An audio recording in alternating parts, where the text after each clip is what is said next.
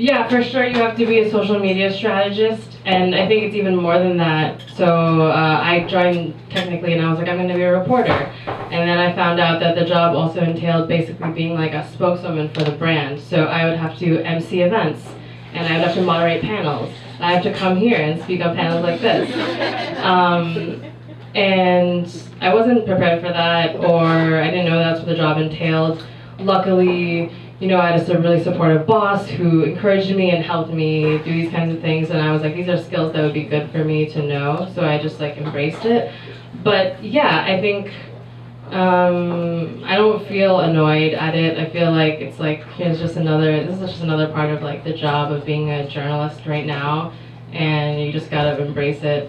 Like there's no, it doesn't make sense to be like, oh, like, this sucks, like I can't handle this right now, like, I mean, like, you know, like it's like the reality of the situation, so it's kind of like, okay, well, let me just adapt and like figure out how to do it. That's how I feel about it.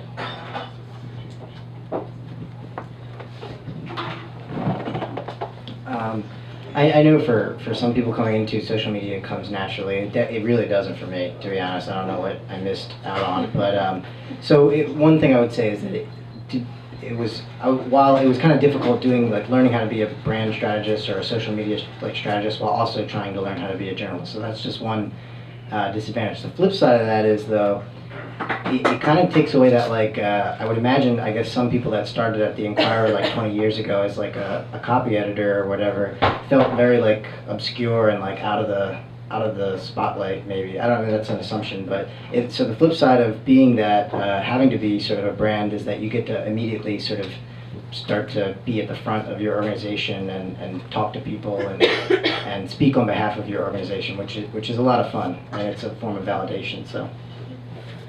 Yeah, I would just add that I think there's a lot of advantages to being your own social media strategist and brand, in that, you know, it's the best way for you to get your stories out there if you don't have the backing of your company's social media handles.